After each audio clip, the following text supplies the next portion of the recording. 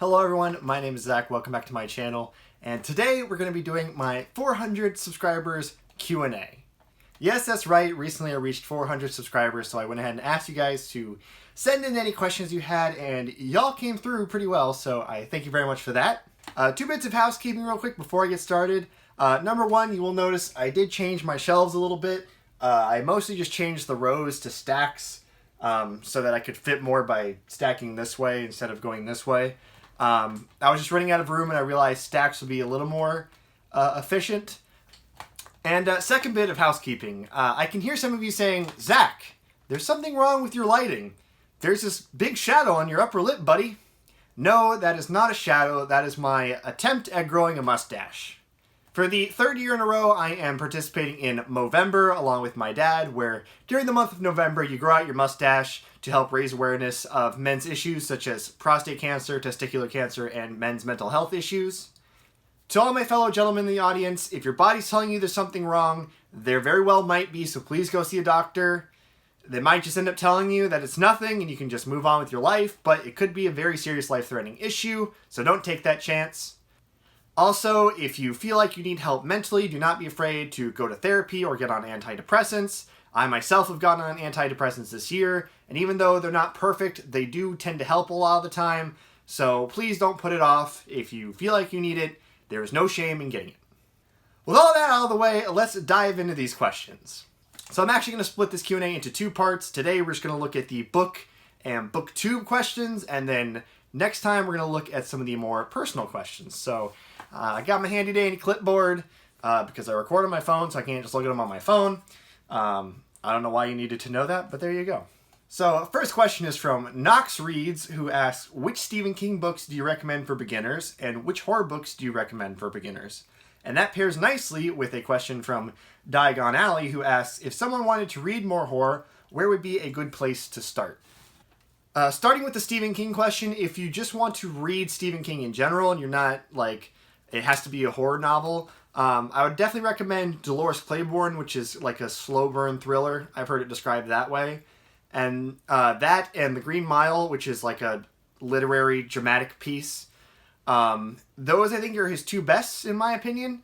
If you specifically want a horror read, historically I would have told you The Shining, but Ariel from She Wants the Addiction, which is a great channel by the way, you should check her out if you haven't already, recently made me aware that there's a little bit of issue with a character of color referring to himself with racial slurs, and that makes some people uncomfortable, and so I'm a little hesitant to recommend that. Also, it's been so long since I've read The Shining that I don't know if it holds up. So instead, I'm going to recommend Salem's Lot, which is the book that came out before The Shining. If you don't mind books that are a bit longer and have a slow, like, first half, Salem's Lot is very good. It's a American retelling of Dracula, essentially. Great building of atmosphere, great world building, great characters. It's just a really good book. I need to reread that too, and I need to get a physical copy of it. I don't have that either. But I really enjoyed it and think it's very good. So if you're looking for a Stephen King horror novel, Salem's Lot. If you're wanting some horror that's not by Stephen King, I would recommend... First, I'd recommend Alien Echo by Mira Grant. This is a young adult sci-fi horror novel with lesbians set in the Alien universe. You don't need to know anything about Alien going in, but it helps if you know what the xenomorphs look like. So if you haven't seen Alien or Aliens, just Google xenomorph or Alien and it'll come up. Besides that, I recently read this novella, The Ballad of Black Tom by Victor LaValle. This is cosmic horror in the style of H.P. Lovecraft, but it's written by an author of color, so instead of getting the infamous racism of H.P. Lovecraft's stories, you get a story that's about both cosmic horror and the black experience in the early to mid 20th century. So that's a really cool story to read. And then finally, I'd recommend Dracula by Bram Stoker. I do recommend this on audiobook, not reading the physical book. It's told in diary entries and letters, and it can be a bit confusing whose perspective you're reading.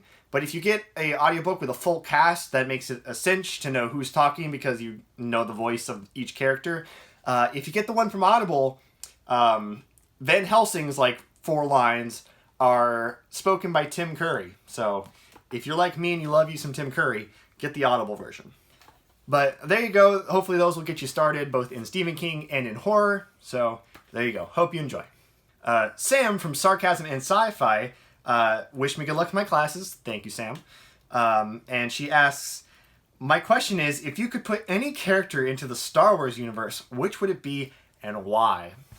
Definitely, let me get the book. I'm definitely going to say Gus from the Saga series. I love Gus so much. He is just so precious. He's an anthropomorphic seal, and he's adorable. He's wholesome. He's loyal. And I wouldn't mind him in just about any franchise ever. Like, if I could have Gus appear in like every book I read, I don't know that I'd complain.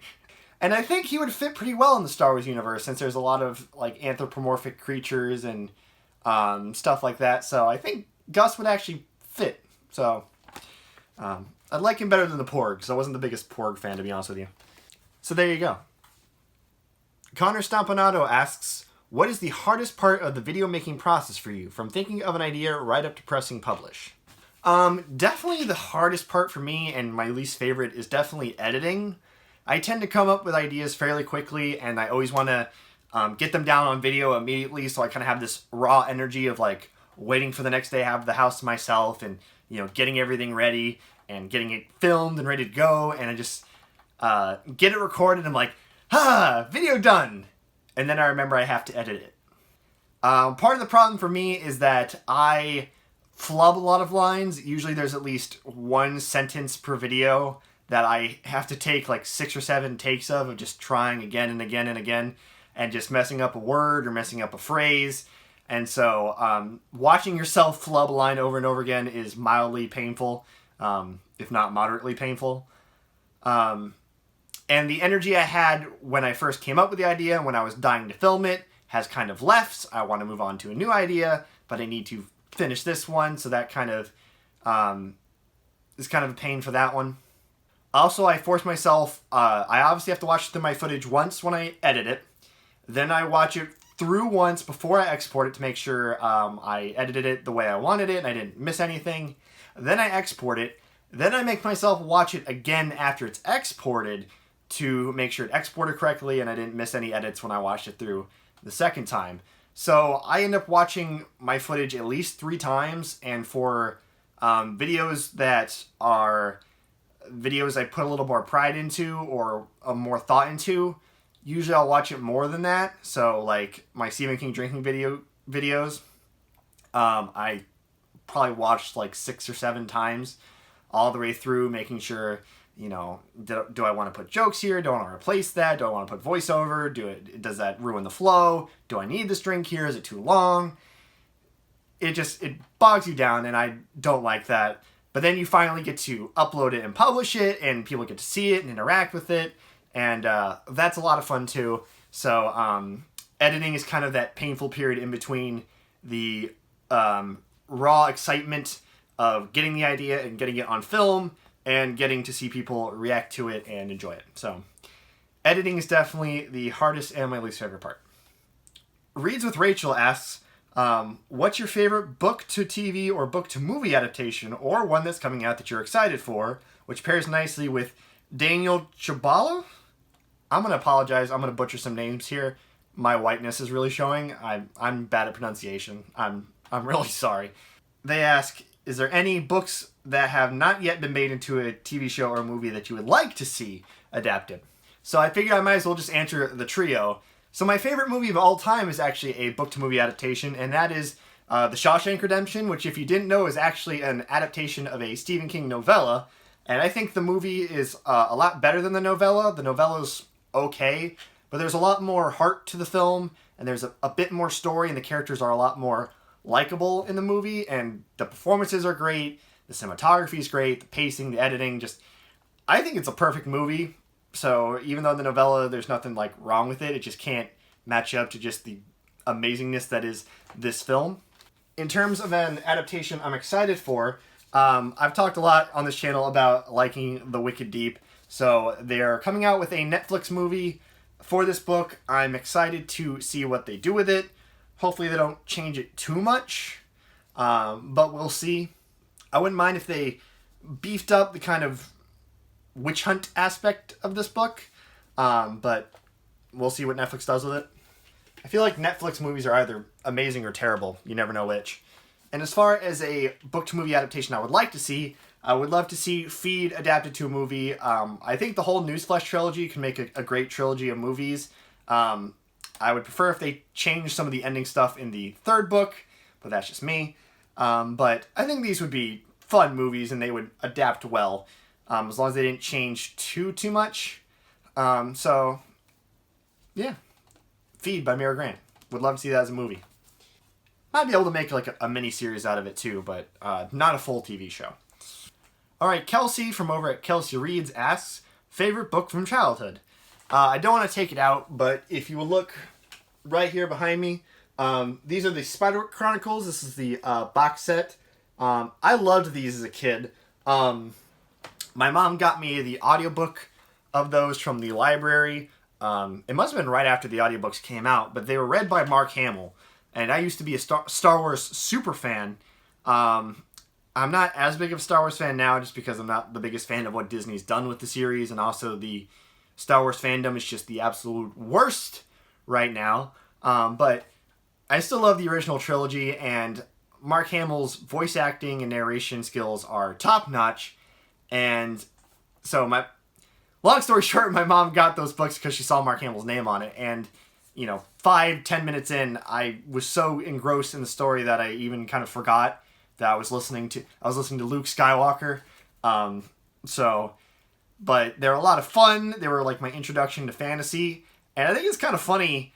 I loved those books so much as a kid, and I feel like most Booktube loves at least one Holly Black book, but I hardly ever hear about the Spiderwick Chronicles anymore.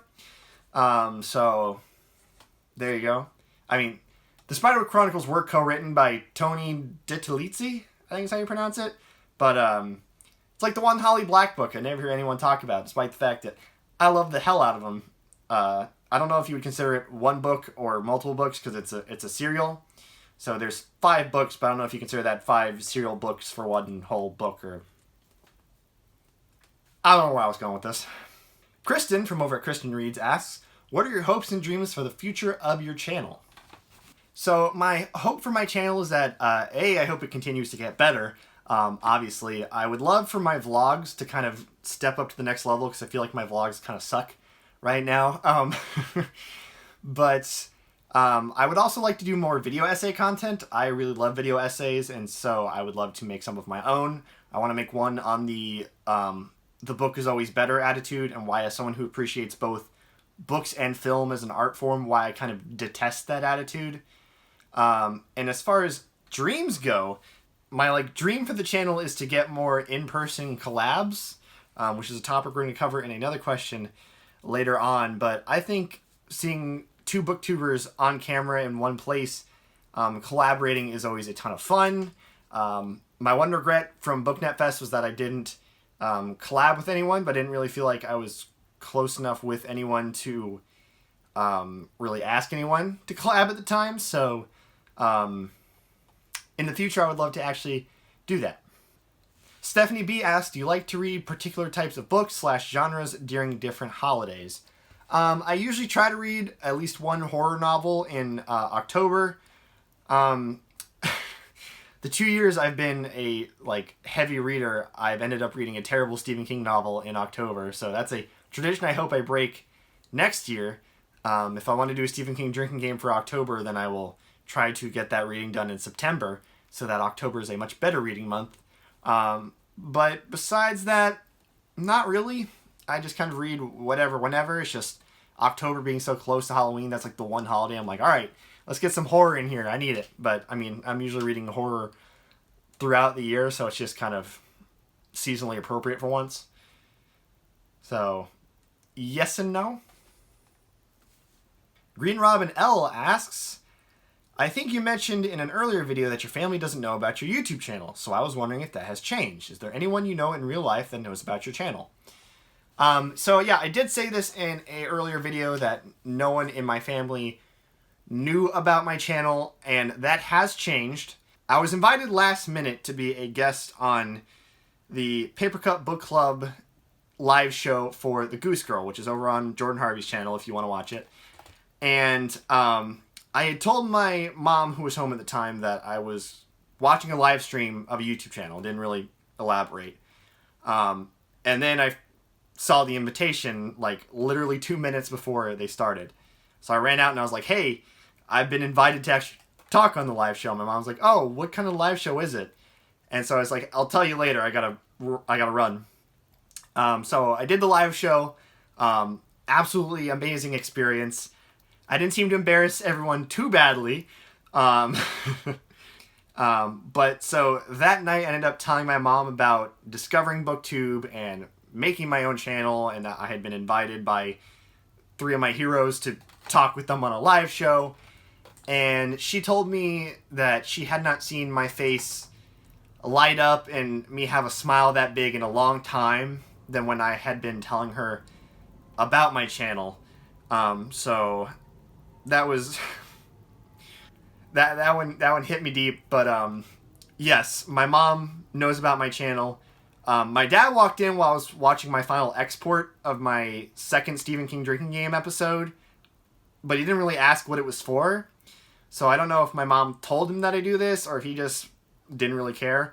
But I haven't told him, and I haven't told my sister, and none of my like high school friends or anything know about the channel. I mean, I met some booktubers in real life at BookNet Fest, so like obviously they know about my channel, but like no friend outside of BookTube knows about this channel, and as far as I'm aware, only my mom knows about my channel and my family. So yes, that has changed, but only for one person that I'm aware of.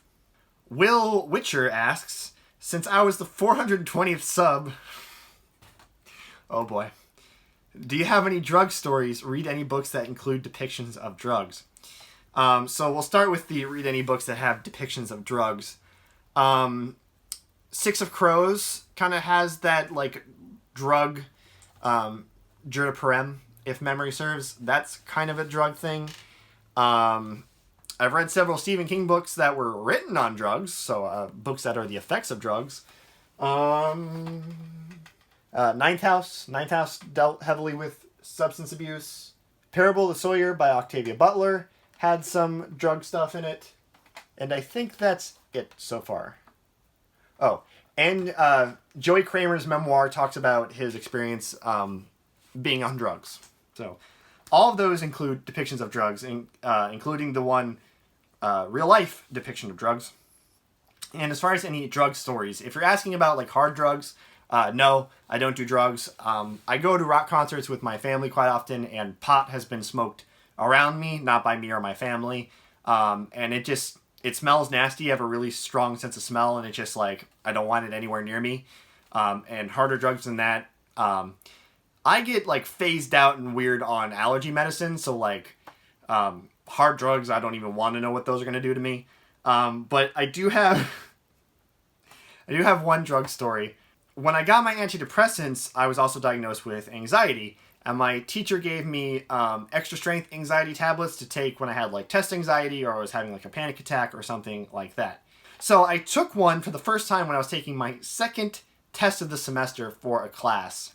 And so I take this pill and I'm like, okay, it seems to be working. I'm not horribly stressed out. Halfway through the test, I realize I'm like swaying back and forth. I have like psychedelic music playing in my head, and I'm just kind of moving slowly but steadily through this test, and I was like, wow, I'm high right now. Which I think tells you like how much experience I have with drugs, that was like the wow, I'm high moment. And then later that semester, I had a cold and I was taking Dayquil, and I grabbed the second dose that I was supposed to take with me and taking 2 hours because you're supposed to take it every 4 hours, and just ended up taking it. So I took a Dayquil trip where I had more Dayquil than I was supposed to, and just like the thing, it was right before a test. And I did better on both those tests than any other test that semester, so apparently I'm really good at taking tests high on legal medicine. Don't know what that says about me, but there you go.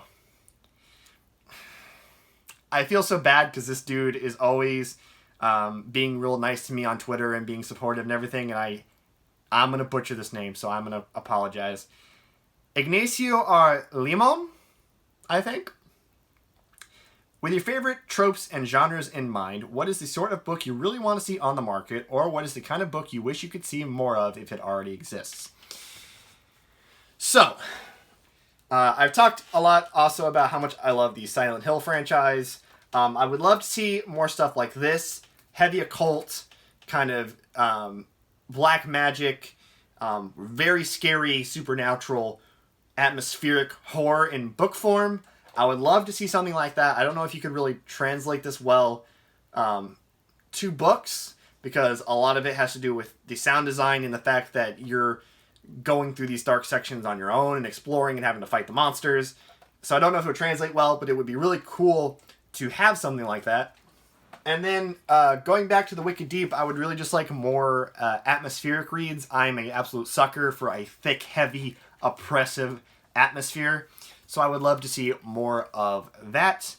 Also, I would love to see more zombie books that kind of do what Feed does and take a genre and kind of add zombies into it. And it really kind of twists both the zombie genre and the genre you're writing about by taking into the account the new world element of zombies. I know there's Pride and Prejudice and Zombies, and I think there's also Sense and Sensibility and Sea Monsters. But Sam from Sarcasm and Science Fiction told me that those are not very good, at least not Pride and Prejudice and Zombies. Maybe the Sense and Sensibility one's better. But I would love to see more genre fusion with zombies. And then the other two I mentioned. Auntie Andy asked me a couple of questions, so we're going to go through them. What is the worst book you've ever read? The Regulators by Stephen King definitely comes to mind. You can watch my drinking video on that if you want to know more. Top 3 favorite books of all time. Oh, I have a hard time picking favorites, and also since I haven't read and reread tons and tons of books, I'm always hesitant to name a top 3 because it could change really at any minute. But for the time being, usually the 3 I go with is Dolores Claiborne, Feed, and The Wicked Deep. So, I've talked about all 3 of those in this video already, so I'm not going to go into more. Favorite book of the year. Ooh, probably wouldn't have been a good idea if I'd actually, looked up my Goodreads, what I'd read this year.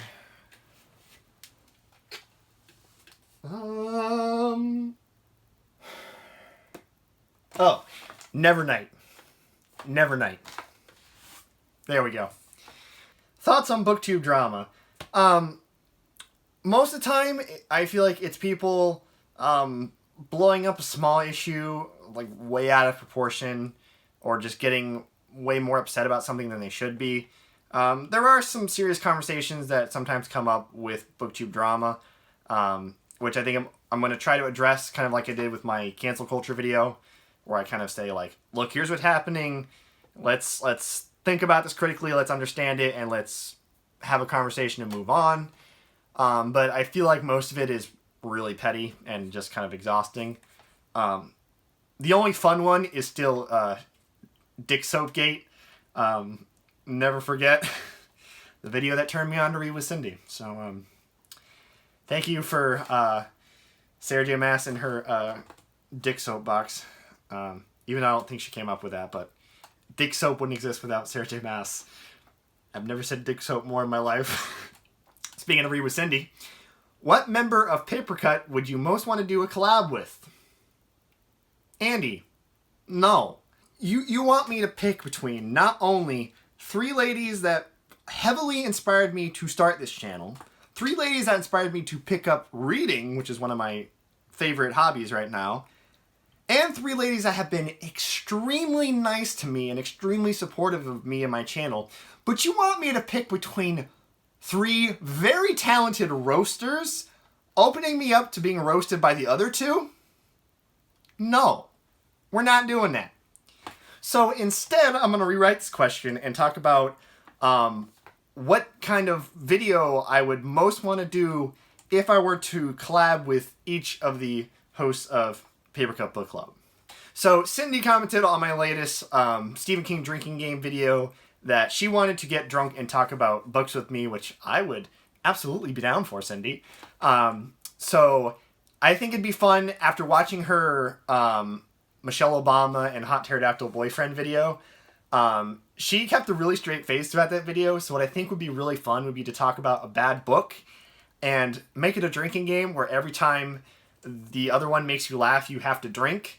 I feel like I will be a lot more drunk than Cindy will be because I feel like she's much funnier than I am. Hey, I think that'd be a ton of fun. Kat from Paperback Dreams, she has been getting into Stephen King lately, so I would love to do a Stephen King drinking game with her when she turns 21. However, I know how much torture it is to get through one of his bad books, and his books tend to be extremely long. And Kat already has a bad habit of reading long, painful books, and I don't want her to do that more than she already does. So I'm going to say we'll do a Stephen King drinking game for one of the movies, so she's only subjected to 3 hours of pain before she can start to numb it with alcohol, unlike the days, if not weeks, you go through when you read one of the books. And Jordan Harvey, on top of being into books, her and I are both into Avatar, The Last Airbender, and Studio Ghibli. So I would love to do a collab video based on one of those two franchises. Maybe a best and worst Ghibli movies debate. And I don't want Jordan to feel left out. So Jordan, if you want to do that drunk, I would be down with that. Whatever you want, I don't care. Just, Jordan, if we collab, I'm not talking about the live action Avatar movie. Don't even suggest it. And speaking of Read with Cindy yet again, the very last question for this episode is from Read with Cindy. She said, congrats on 400 subs, good luck with your classes. Thank you, Cindy. My question for you is, what has been the biggest surprise to you since joining Booktube? Now, since Cindy's the one that asked the question, my instant kind of response was to say, logging into YouTube one day and seeing a comment of someone saying, yeah, I just came from Cindy's channel. Excuse me? But A, I feel like Cindy would want me to give a different answer besides one that involves her. And then B, even though it's always a very happy surprise and I'm very, thankful for every big booktuber that has checked out my channel, most of them checked out my channel after I engaged with them, either through Twitter or making memes or making a video for their book club. So while I was always happy that happened, it wasn't a huge surprise because I was interacting with them, so they were interacting back with me. So I don't know if I can say that's the biggest surprise, even though it always is a surprise when I see someone's big booktuber's name pop up. But I'm going to give a different answer. And I think I'm going to say the response to my cancel culture readathon discussion video. So when I was researching that video, I quickly realized, the things I talked about in the video, that both sides were kind of wanting the same thing, and we were kind of talking past each other, and that this issue could be really easily resolved if we just kind of all just took a breath and said, hey, we all want the same thing here. Let's just... However, my experience, especially here in America, talking about social and political issues is that if you talk in favor of the side that the person you're talking to isn't on, usually that gets you very quickly branded as the other side, as someone to be opposed.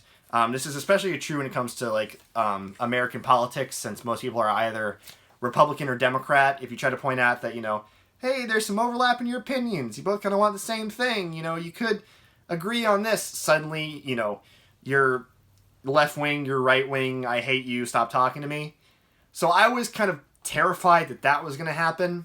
Also because the issue in question originated from kind of an appropriation of a term from Black Twitter, I was nervous that I was going to be told that I was talking over or talking for voices of color instead of boosting voices of color, even though I was reading Mattie Ness's tweets verbatim and putting them on the screen. So I was also worried about that, especially being a white person, a straight white male especially. I noticed talking about any issue that kind of involves race even slightly, it's very easy to get yourself in trouble. But I wanted to try to make a difference. I've always kind of played mediator in my life. I don't like when people in my spaces are arguing when I feel like there's an easy resolution. So I've always tried to kind of bridge the gap between people. And I saw an opportunity to educate people the way I had been educated and to try to help solve an issue. So I put that video together, and I was so nervous about it that I actually had Mattie over at the Book Pusher watch it the night before. And I remember asking her, not if it was a good video, not, do you agree with my points? My question was, am I going to get in trouble for this? I think my exact words is, how hard am I going to get railed for this? And she said, I think you're good. I don't think anyone should get too mad. You didn't really say anything that's, whatever. So I put it out with the hopes that it would get more likes than dislikes, and that at least one person would comment that they learned something. So when I put that video out and then later on went and checked the comments to find that tons of people were telling me, on both sides, that they were so thankful for me putting that video out there, that they learned, that they saw what the other side was trying to say, and that even though they might not be happy with how the other side was talking to them, that they, could at least agree on the fact that we all just wanted freedom of choice. And people from the Black Twitter side were telling me, thank you for helping educate on this issue. People who were hosting the readathon that got canceled were telling me, thank you for talking about our intentions and explaining what went wrong. We're very appreciative, and this is kind of what we wanted to say, but we didn't know how to say it, so thank you for making this. Even Jess commented on my video and said something along those lines. So I was just, after so much experience of being branded as, being other, to have suddenly people on both sides of an issue you're discussing thanking you and saying you helped with an issue was just incredible. And I was just so thankful and happy that it went down that way. And even people that challenged me on my points, they did it constructively and they did it respectfully. I had several people challenge me on my point about Stephen King using the N-word. Ariel from She Wants the Diction, bringing her up again. She brought up that the main character from Thinner did think some very bigoted things, which led to the joke in my Cell video, if you watch that. And Allie kind of brought up some points about forgiveness, how I was saying, instead of saying, this is my personal philosophy on my forgiveness, which is what I should have said, I was saying what other people should do concerning forgiveness. And she correctly pointed out that that wasn't necessarily a cool or correct thing to say. But again, all these people that, said something, they did it respectfully, which is something you don't get on the internet that often. So the general response to that video, and I forgot to mention, I had people, A.G. McDonald, Savvy, and Jordan Harvey all like tweeting at me and saying, this is a good video, you should watch this, Zach's great. And it was just like, I was expecting people to be mad at me, and suddenly people I love and respect are boosting the video. Was not expecting that, and it was just such a happy and heartwarming surprise. So I think that is a better and much more interesting answer than just Cindy shouted me out and some other big booktubers have watched and commented on my videos. So there you go. Even though I am still thankful for all you. So that is part 1 of this Q&A. That is all the book and booktube questions. Thank you very much for watching. I will be back soon with part 2 where we talk about all the personal stuff concerning me. So if you didn't see your question asked here, or I didn't answer all of your questions, chances are they're in the second part. Until then, if you like this video, feel free to give it a thumbs up. Feel free to subscribe if you feel so inclined, and I will see you next time.